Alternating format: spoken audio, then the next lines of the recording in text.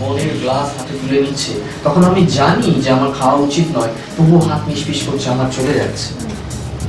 আবেগটা নিয়ন্ত্রণ করাটা খুব জরুরি, অথচ আমরা পারছি না। তাহলে সেখানেও আমরা সাহায্য করতে পারি। তো কাজে এটা যখনই আমরা ভাববো যে শুধুমাত্র ওই মারাত্মক উত্তেজিত লোকটা বা রাস্তায় যিনি ওই যে অসংলগ্ন কথা বলছেন তিনিই শুধু এই মনোচিকিৎসকেরা দেখবার জন্য এন্টাইটেলড, আমরা শুধু কাহিনী দেখি, তাহলে কোথাও গিয়ে বোধহয় আমাদের একটু আন্ডারস্ট্যান্ডিং।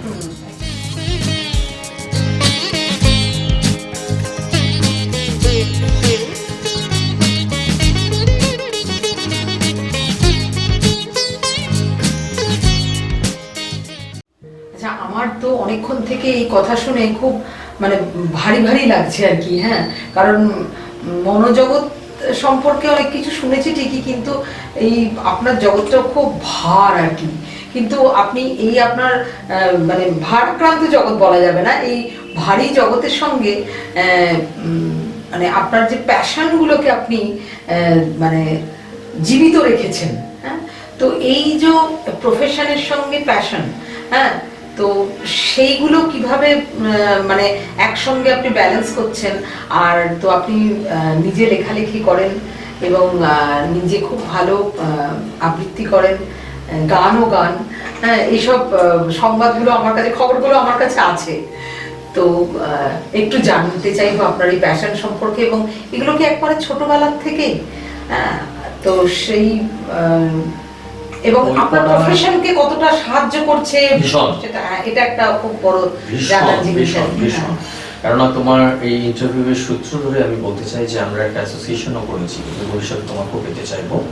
সেটা হচ্ছে poetry and allied art therapy association. আচ্ছা, তো এইটা দিয়ে আমরা যে মেসেজটা দিতে চাইছি সবার কাছে সেটা হচ্ছে যে অনেক কিছু ছোটখাটো ওই যেগুলো আমি বলছিলাম যে পদচিহ্ন রাখি, সেই পদচিহ্নগুলো বড় হওয়ার আগে যখন ছোট ছোট ছোট ছোট করে ফুটপ্রিন্টস পড়ছে, তখন কিন্তু আমাদের এই যে নান্দনিক দিকগুলো, গান, কবিতা, শিল্প, ছবি, এই সবগুলো কিন্তু আমাকে অনেকটা সাহায্য করতে পারে এবং এটা থেরাপির মতন হেল্প করতে পারে। আচ্ছা আচ্ছা। তো সেই জন্য এই আমাদের এই সংগঠনটা করা এবং একটা প্ল্যাটফর্ম করার চেষ্টা, যেটা আগামী দিনে আশা করি হয়তো অনেকের কাছে আমরা পৌঁছতে পারবো। যেখানে আমার বলার উদ্দেশ্যই হচ্ছে এটা যে শুধুমাত্র ওষুধ নয়, ওষুধ নিশ্চয়ই জরুরি, যেখানে আমরা একটা ক্লিনিক্যাল ডায়াগনোসিস করেছি সেখানে ওষুধ ছাড়া কোনো কথা হবে না, ওষুধ লাগবেই, তার পাশাপাশি থেরাপি লাগবে। এই থেরাপিটার মধ্যেও কিন্তু একটা বড় জায়গা থেকে যাচ্ছে এক্সপ্রেশন, নিজেকে প্রকাশ করতে শেখা। তোমাকে একটা ছোট এক্সাম্পল দিই।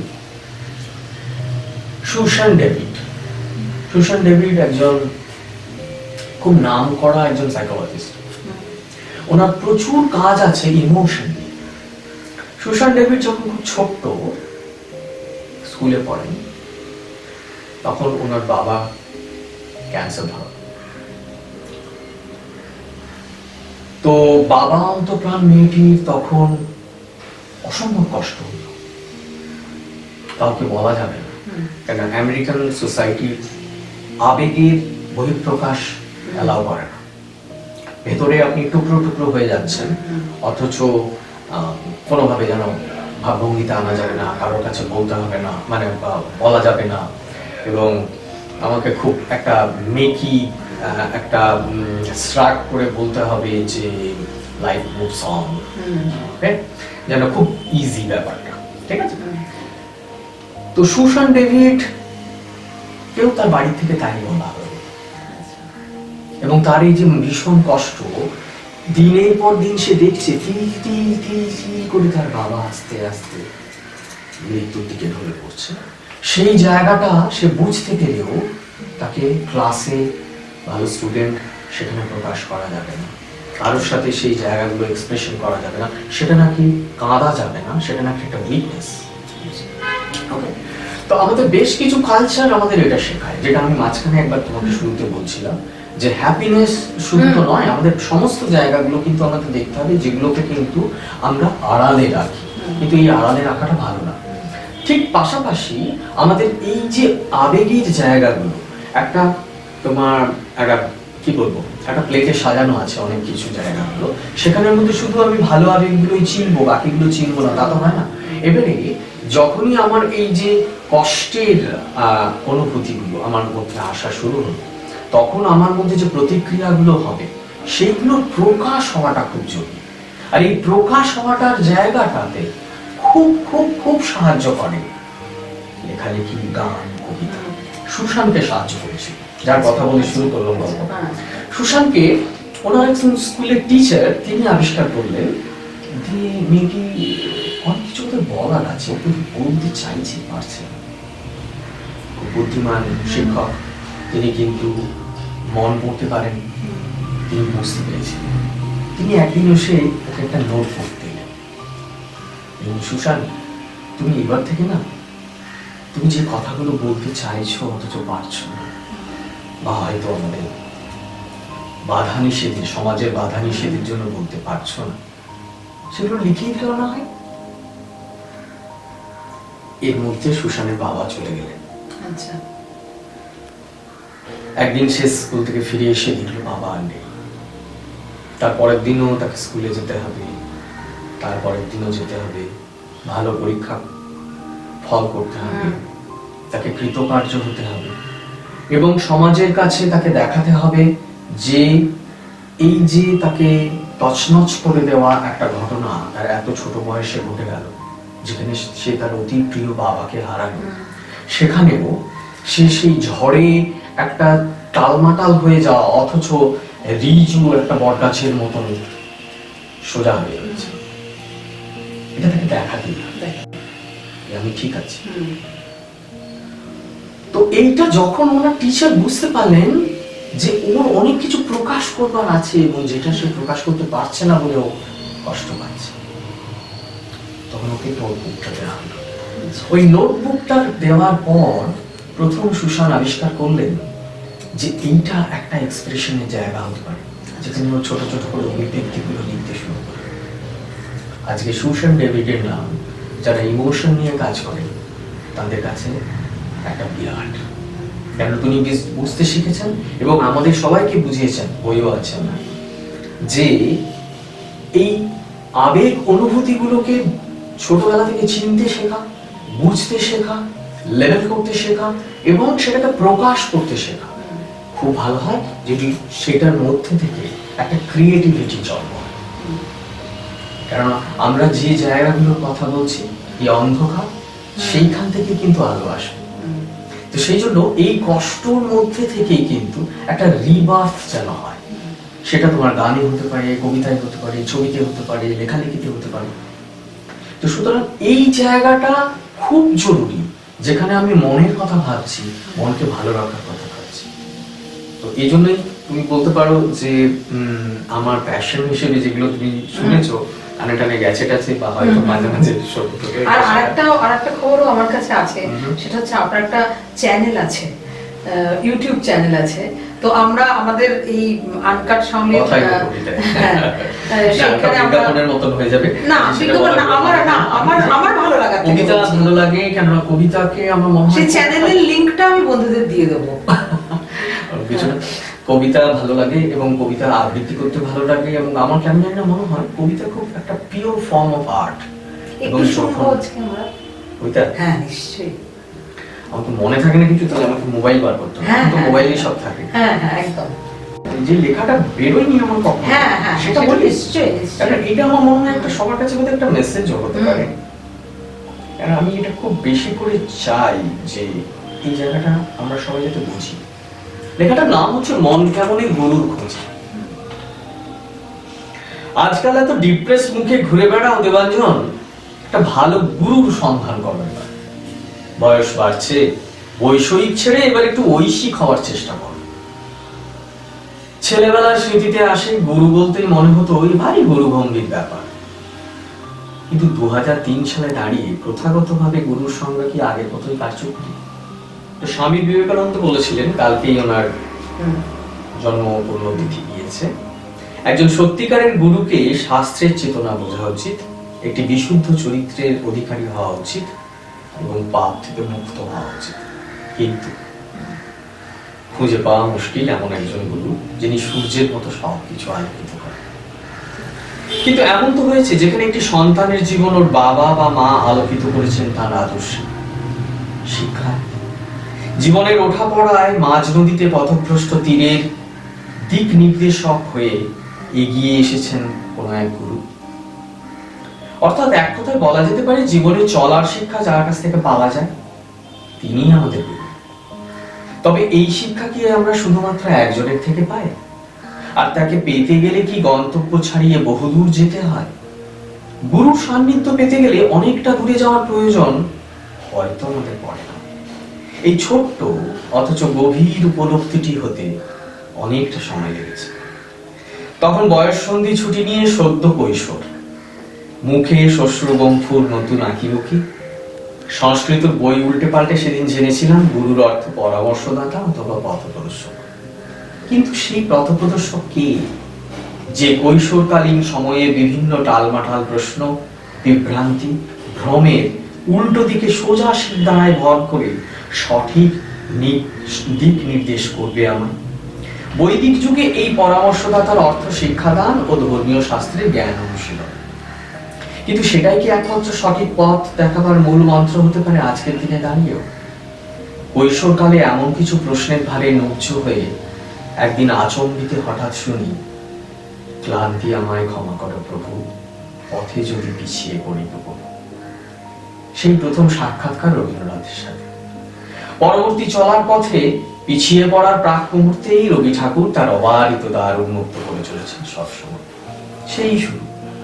তারপর পরপর অস্থির তারুণ্যে এক এক করে ধানসিঁড়ি তীরে কখনো বনলতা সেন, কখনো লীলার হাত ধরে জীবনানন্দ শুরু। সেই শুরু। এক এক করে এভাবেই গুরুর হাত ধরা। তারপর জীবনের অসংখ্য বাঁকে, হর্ষ বিষাদে, গ্লানি, অনুতাপ, মনস্তাপে, অনেক রোদছায়ার লুকোচুপিতে প্রকৃতির কোলে আশ্রয় মিলেছে বিভূতিবাবুর আরণ্যক পথের পাঁচালীতে। জীবনের কঠিনতম দিনগুলিতে বটবৃক্ষের ছায়ার মতো অপার শান্তি মিলেছে তার কাছে। হতাশার অন্ধকারে শীর্ষেন্দু কখনো পাশে এসে বুঝিয়েছেন কিভাবে বাঁচবো তার গভীর আস্তিকতা নিয়ে। আবার কখনো বিমলকর অসময়ে তার রহস্যময়তা নিয়ে পাশে থেকেছেন। আবার কখনো মানুষরূপী মুখের আড়ালে মুখোশ চিনতে সাহায্য করেছেন বঙ্কিমবাবু।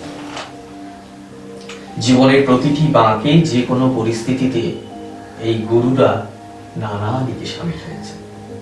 জীবনের দীর্ঘকালীন মেয়াদে দ্বিধাদ্বন্দ্বের অস্থির মোড়ে দিক নির্দেশ পেয়েছি সন্তোষবাবুর শেষ নমস্কার।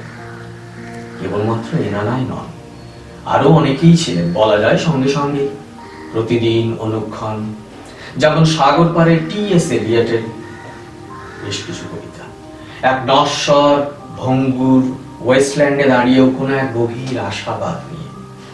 পথ হারাতে গিয়েও ফিরে এসেছিল একেবারে। নতুন করে গুরুর সন্ধান করার দরকার হয়নি, ভাগ্যিস। নইলে কি করেই বা জানবো মন খারাপের সোঁদা সন্ধ্যায় কি এক আশ্চর্য সাঁঝ প্রতীক চলে ওঠে লতা নামে এক কিন্নর কণ্ঠীর গানে। সেই আলোতে ধূপের ধুনোর মতো উড়ে উড়ে উবে যায় মন কেমনের শীত। সেই গানের ওমে লেগে থাকে সঞ্জীবনের এক আশ্চর্য মর্ম। রুক্ষতা কাটিয়ে জেগে ওঠে বসন্তের ছোঁয়া। আর মন কেমনের সাত সকালে আমজাদের শরৎ, হরিপ্রসাদের বাঁশি, সেই বা কম কিসের, কিংবা ইয়ানির পিয়ানো। যখন শাওলির পিয়ানো শুনে তখনও তাই হারিয়ে উঠছে। আবার কখনো বা একাকিত্বের অবসান ঘটায় বিস্মিতা খাওয়ার সানায়। বেঁচে থাকার প্রেরণার সুর ঘুরে ঘুরে ফিরিয়ে দেয় বেঁচে থাকার স্পন্দন। সেই সুরের স্বাদ মহালয়। তার বেলা সেও কম কি? নিষ্ঠ কোনো গুরুর থেকে সে কি কোনো কম আশ্রয়? গানই যখন শুশ্রূষা, সুরই যখন দীক্ষা, তালই যখন জীবনের গতি, কথা, ছবি, কবিতায় যখন বেঁচে থাকার রসদ, তখন সত্যি কি দরকার কোনো প্রণম্য অগ্নির? সব ডিপ্রেশন, টেনশন, একাকিত্বের একমাত্র অবলম্বন কেন ওষুধ? গুরুরা তো আছেন হাতের কাছে। কই তেমন অধরা তারা নন তো, শুধু একটু খুঁজে নিতে হয়, এই আর কি। যেমন তুমি সামনেই আছো। বাহ, এটা তাহলে আপনার সৃষ্টি? এটা লেখা আমার, তাই আর কি, এটা আপনার বেরোয়নি এখনো, তা আমি পড়ে ফেললাম আজকে। মানে ভীষণ আমার মনে হচ্ছে যে মানে ডাক্তারবাবু থেকে আমার মনে হয় যে লেখক হিসেবে মনে হয় যেন আরো বেশি আর কি মানুষ পেত আর কি। এবারে বইমেলাতেও বই করতে পারলাম না, কারণ আমার অনেকগুলো লেখা নিয়ে সবাই, আমার বেশ কিছু লোক যারা দীর্ঘদিন ধরে পড়েন, আমার লেখালেখি একটু পছন্দ করেন, তারা অনেক দিন ধরে আমাকে একটুখানি গন করছিলেন যে বই পড়ুন বই পড়ুন বই পড়ুন, বা বন্ধু বান্ধবরা বই কর, আর কবে করবি, সবাই বই পড়ে ফেলছে, তোর তো এত লিখে ফেললি যা। এবারে বইমেলাতেও হলো না। এবার আমার যে বাঁধতে হবে, গুছিয়ে বসতে হবে। একজন ওই পেইন ব্রেকার বলে একজন সাইকোলজিস্ট ছিলেন, আমার শুধু গল্প মনে আসে। তো পেইন ব্রেকার একজন সাইকোলজিস্ট, পরে খুব ফেমাস হন। ওনার সাথে ওনার স্ত্রীর নিত্যদিন লেগে থাকতো, ঝামেলা চলতো। তো সেই সময়গুলোতে পেইন ব্রেকার খুব ড্রিঙ্ক করে ফেলতো, আস্তে আস্তে মাদকাসক্ত হয়ে পড়ছিলেন কিছু দিনের জন্য। সেই সময়টাতে প্রকৃতিস্থ থাকতেন না, এবং ওই নেশার ঘরে অনেক কিছু হয়ে যেত যেগুলো পরে মনস্তাপ হতো, অনুতাপ হতো, যেটা আমি করতে চাইনি, কেন করবো।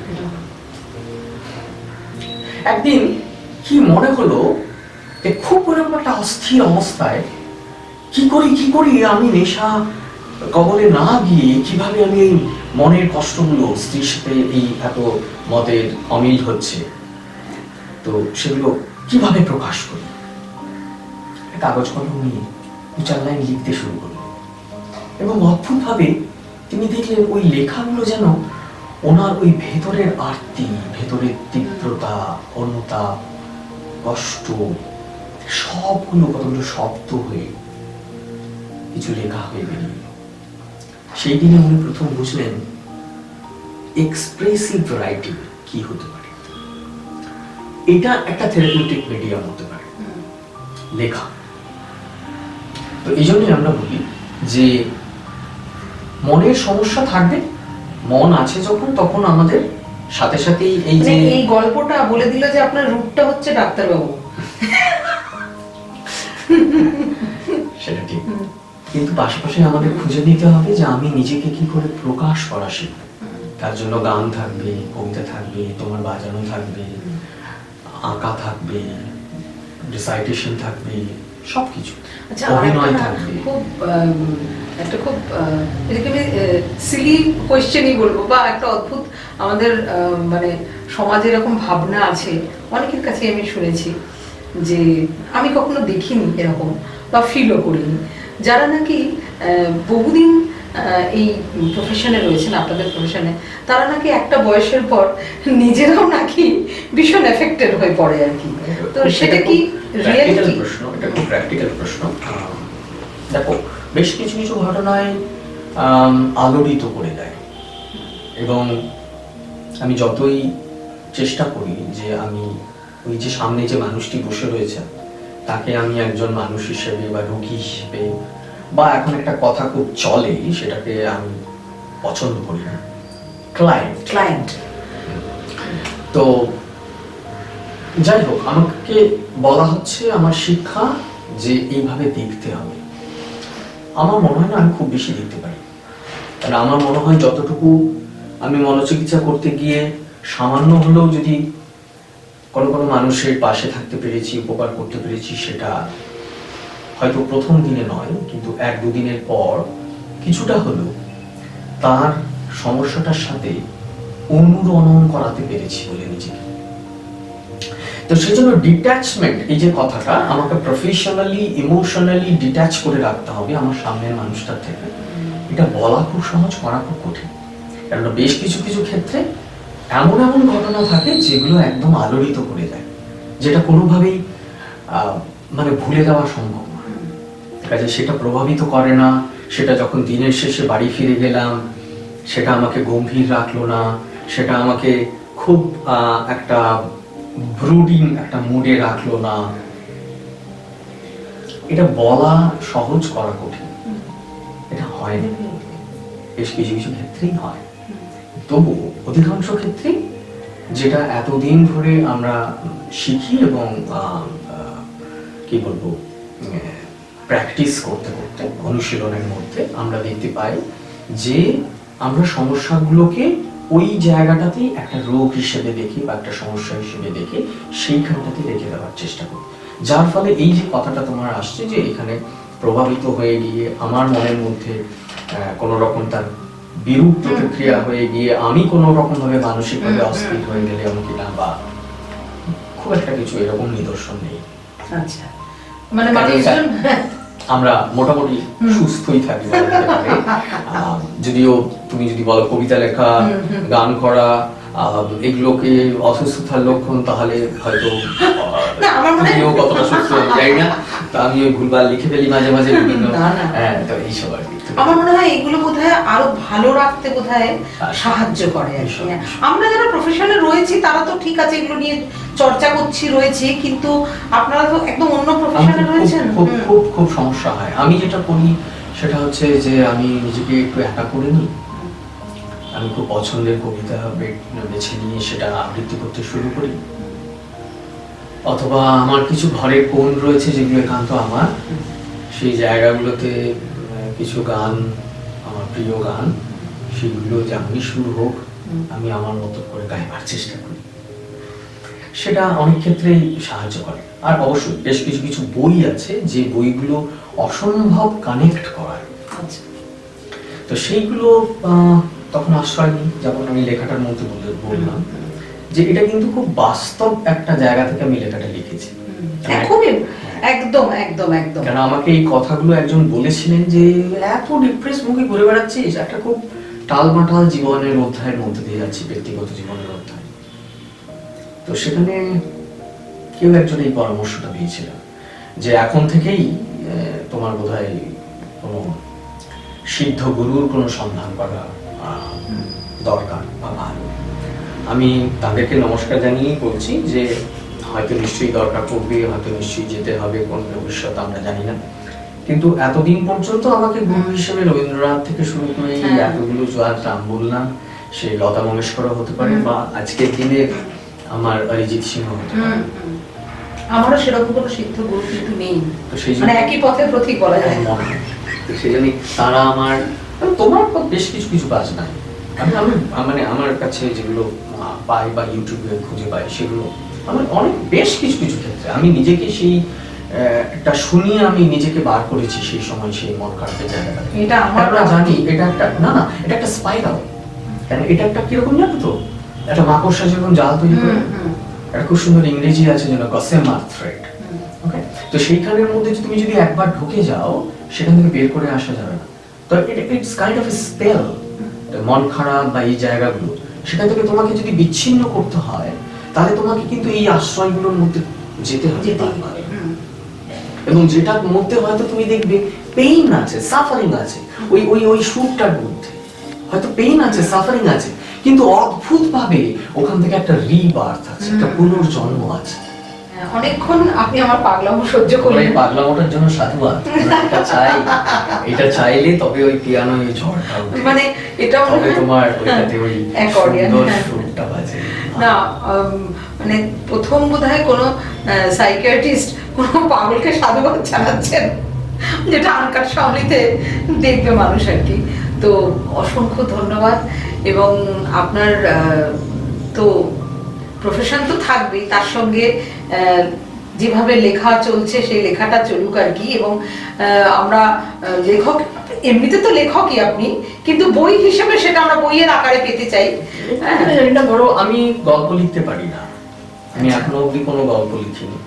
আমি কিছু কবিতা লিখেছি যেগুলো আমার মনে হয় না খুব সাংঘাতিক কিছু, তো যারা সেরকম ভাবে লেখেন তার সেরকমই মনে হয় আর কি, যে আমি সাংঘাতিক কিছু। ফার্স্ট বয় বা ফার্স্ট গার্ল কখনো বলেছে যে আমি প্রচুর পড়েছি, সেটা আমি জানি না, কিন্তু লেখালেখিগুলোর মধ্যে কিছু কিছু জিনিস থাকে, যেমন এই গত রোববারে আমার একটি লেখা বেরিয়েছে ঘর। আচ্ছা, তো আমরা ঘর বলতে কি বুঝি, বাড়ি বলতে কি বুঝি, এই জায়গাগুলো আমি বলতে পারবো যে আমার নিজের জার্নি, সেই জার্নির মধ্যে দিয়ে আমি খুঁজবার চেষ্টা করি। তো সেখানে এরকম ধরনের জায়গাগুলোকে আমি সাবজেক্ট হিসেবে খুঁজে বার করি। তো সেগুলো কতটা লেখক হিসেবে আমি কতটা উন্নত মানের বা সমৃদ্ধ মানুষ আমি জানি না। আমি লেখালেখি করতে ভালোবাসি, খুব এবং এই মনের এই মনের জায়গাগুলোকে আমি তুলে এনে একটু লিখবার চেষ্টা করি প্রবন্ধ।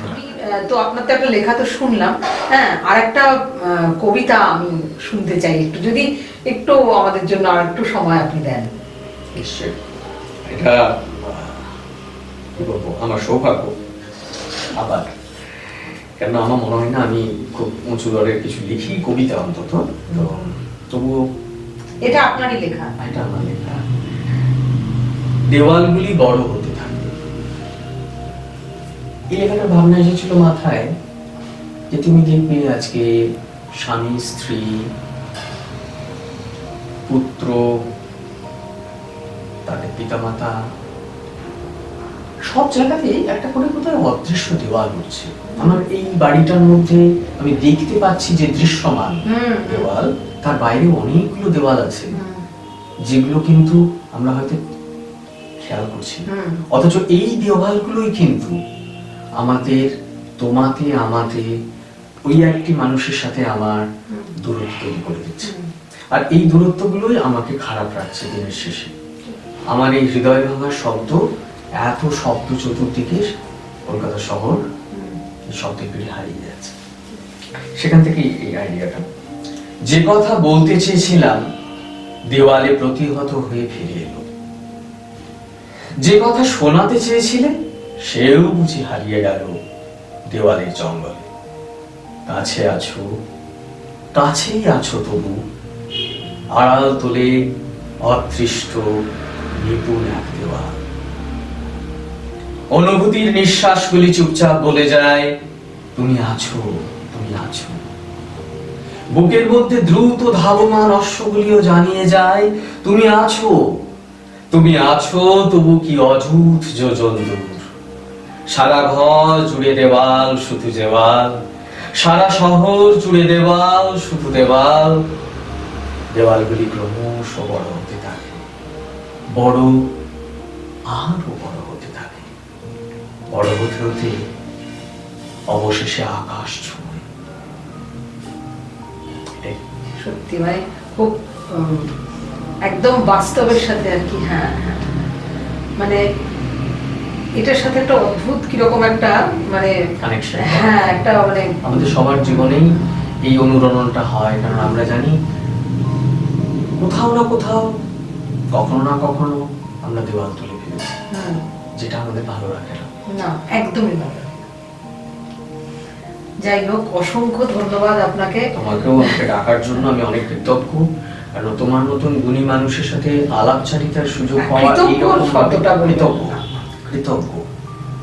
আমি আবারও বলছি, 3 বার রিপিট করছি, তার কারণ হচ্ছে কি যে আমি আবারও বলছি, প্রচুর জায়গায় আমরা বলি, কিন্তু শাওলি সেন যার বাজনা মুগ্ধ করে, তার সাথে বসে এই গল্পটা করছি এবং আমার অন্তরঙ্গ দিকটাকে জানানোর সুযোগ পাচ্ছি, সেটা আমার কাছে অনেক বড় প্রাপ্তি। কাজে আমার দিক থেকে ধন্যবাদ। আমার ভীষণ ভালো লাগলো আজকে। মানে অনেক কিছু তো মানে আমাদের অজানা জায়গা, যেগুলো যেগুলো আমি জানতে চেষ্টা করলাম, আমার মনে হয় যে বন্ধুদেরও সুবিধা হবে। বিশেষ করে যারা মানে যে সমস্ত মা বাবারা তার ছেলে মেয়েদের নিয়ে একেবারে ব্যতিব্যস্ত হয়ে যাচ্ছেন, তারা আজকে অনেকটা দিশা পাবেন আর কি। আজকের মতো বিদায় নিচ্ছি আমরা। অনেক ধন্যবাদ আপনাকে। নমস্কার।